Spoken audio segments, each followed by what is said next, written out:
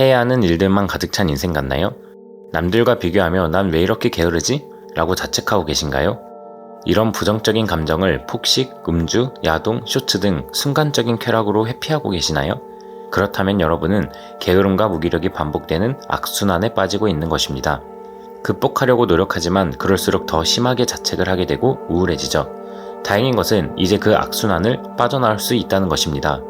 이 영상을 끝까지 보고 안 보고는 여러분의 선택입니다. 하지만 새해를 맞이하기 전에 이 악순환을 끊어내지 못하면 내년도 지금과 별다를 게 없을 것입니다. 지금부터 하버드대 정신과 전문의, 심리학 교수 등의 연구 결과를 바탕으로 게으름과 무기력증을 극복하는 방법 딱 2가지를 말씀드리겠습니다. 조금만 힘내서 이 영상만이라도 끝까지 시청해 주셨으면 좋겠습니다. 미국의 비영리 학술의료센터인 메이오 클리닉에서는 무기력 때문에 오는 환자들에게 다음과 같은 질문을 합니다.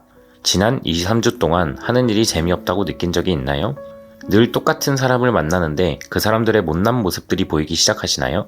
집에 돌아왔는데 아무런 에너지나 의욕이 없어 만사가 귀찮아지시나요? 그것들 중에 2-3가지의 예스라고 답시 나온다면 그 사람은 무기력증에 빠져들고 있을 가능성이 높습니다. 그런데 도대체 우리는 왜 무기력에 점점 빠지게 될까요? 무기력이 무기력해지도록의 저자 고려대학교 정신의학과 한창수 교수는 무기력의 원인 중 하나를 체력이라고 답했습니다. 아니, 운동도 게을러서 못하고 있는데 갑자기 체력이라는 말이 왜 나와? 라고 생각하고 계시죠? 체력이 없으면 우리의 에너지는 머리끝 전두엽까지 도달하지 못합니다. 전두엽은 무슨 역할을 할까요? 바로 감정 조절 능력을 합니다. 즉, 에너지가 없으면 스트레스 관리 능력과 감정 조절 능력이 떨어지게 된다는 것이죠. 게으름이 무기력을 불러오고 무기력이 우울을 불러올 때 전두엽이 감정을 컨트롤하면서 중간에서 그걸 통제해줘야 되는데 그게 안 되니까 점점 더 악순환에 빠지는 것이죠. 내면소통의 저자 연세대 김주환 교수는 또 다른 원인 중 하나가 편도체 활성화 때문이라고 합니다. 이 개념은 조금 어려운데요.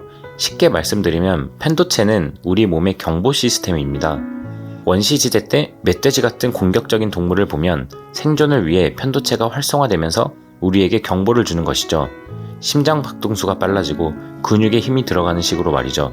그럼 대부분의 에너지는 생존을 위해 도망가기 위해 사용됩니다. 혹은 사냥하기 위해 사용될 수도 있죠. 어찌됐든 그렇게 결판이 나면 편도체가 안정 상태로 돌아갑니다. 가만히 들어보면 좋은 것 같지 않나요? 그런데 문제는 지금은 원시시대가 아닌 현대시대라는 것입니다. 현대시대에서는 이 멧돼지가 주변에 너무 많습니다. 근데 이 멧돼지와의 싸움이 결판도 나지 않는다는 게 가장 큰 문제죠. 예를 들어 수능, 취업, 연봉, 결혼, 짜증나는 직장 상사, 이런 너무 많은 멧돼지들이 있는데 우리가 이 멧돼지들과 결판을 낼 수 있을까요? 없습니다. 이 고민들은 우리를 평생 따라다닙니다. 그럼 결국 우리는 일상을 위기의 상황으로 계속 감지하면서 지속적으로 편도체가 활성화되는 것이죠.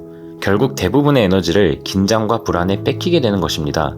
결판도 나지 않은 채 말이죠. 이런 편도체 활성화 기간이 오래되면 오래될수록 우리는 무기력과 불안에 빠지게 되는 것입니다. 다시 돌아와서 지금까지 2가지 원인을 말씀드렸어요. 첫 번째는 체력이고 2번째는 지속적인 편도체 활성화로 인한 에너지 부족 상태죠. 가만히 듣고 보니 공통점이 있지 않나요? 네, 바로 에너지입니다. 애초에 무기력이라는 것도 한자로 에너지가 없다는 말이잖아요. 과학적으로도 무기력은 우리의 에너지 부족으로 인해서 발생한다고 말합니다.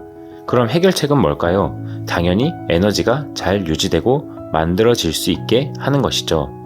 심리치료에서는 본인의 상태를 객관적으로 바라보는 것이 치료의 시작이다라는 말이 있어요.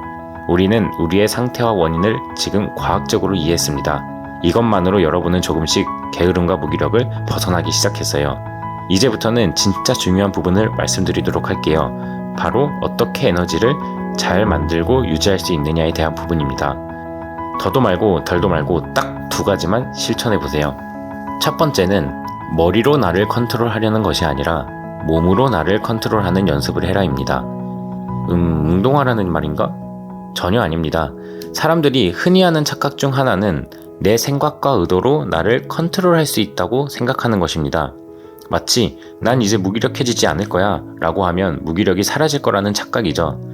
하지만 무기력이라는 감정은 무의식적으로 형성됩니다. 편도체 활성화 또한 의식적인 것이 아니라 두려운 대상을 볼 때 무의식적으로 심장이 빨리 뛰고 근육이 긴장되는 것이죠. 무의식적으로 생긴 감정은 신체의 변화로 해결해야 합니다. 예를 들어 오늘 뭔가 기분이 꿀꿀하고 비도 맞았습니다. 이 부정적인 감정은 난 오늘 기분이 꿀꿀할 거야 라고 해서 만들어지는 것이 아니라 무의식적으로 생긴 감정이죠. 어찌저찌 집에 와서 따뜻한 물로 깨끗하게 샤워를 했어요. 근데 그럼 어떻게 될까요? 갑자기 기분이 좋아지기 시작합니다. 신체적인 반응을 통해 무의식적으로 감정이 좋아지는 것이죠. 여기에 중요한 힌트가 숨어 있습니다.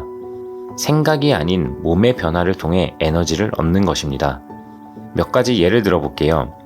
무기력증의 증상 중 하나가 청소를 안 하기 시작하는 것입니다. 그런데 해결책 중에 하나는 청소를 하라는 것이죠. 그 이유가 뭘까요? 바로 몸을 움직이면서 건강한 에너지를 만들라는 말입니다. 이렇게 건강한 에너지를 만드는 방법이 또 뭐가 있을까요? 샤워하기, 명상하기, 걷기, 햇빛 쐬기 등등 많은 방법이 있습니다. 우리는 그중 하나만 고르면 됩니다. 우리의 무기력을 없애줄 최고의 무기를 고르는 것이죠. 참고로 이것은 쉽게 할 수 있는 것이 좋습니다. 몸을 움직이는 것이 방법이라고 해서 웨이트 트레이닝하기 이런 것은 달성하기가 어려워 오히려 역효과를 얻을 수 있으니까요. 두 번째, 가장 쉬운 무기를 하나 골랐다면 그 한 가지만은 90%에 가깝게 실천하는 것입니다. 하타노 기요오의 숨은 붙어 있으니 살아야겠고라는 무기력 심리학 책에서는 무기력은 단지 의욕이 떨어지는 것이 아니다. 나의 행동이 효과적이라는 기대가 떨어진 것이다 라고 말합니다. 즉, 내가 변화할 수 있다는 자기 신뢰를 하지 않게 되는 것이죠. 이것을 자기 효능감이 떨어졌다고 말하기도 합니다. 자기 효능감이 떨어지면 어차피 안 될 거야 라는 식의 패배감이 생기게 되고 결국 무기력으로 이어집니다. 그렇기 때문에 작은 행동이 중요한 것입니다. 아까 신체의 변화를 가져올 가장 쉬운 무기 한 가지를 고르라고 말씀드렸죠? 그것은 작은 행동이어야 됩니다. 적어도 일주일에 5번 혹은 6번은 매일 할 수 있을 만한 행동이어야 돼요. 그걸 최대한 90%에 가깝게 실천하는 것입니다. 그리고 작은 성취감을 느끼는 것이죠. 이 작은 성취감이 쌓이면 자기 효능감이 올라가기 시작합니다. 그리고 이건 결국 자존감으로도 이어지고 에너지의 상승을 이끌어낼 수 있다는 말이죠. 저는 매일 아침에 일어나서 이불을 개고 청소기를 돌리는 것이 하나의 루틴입니다.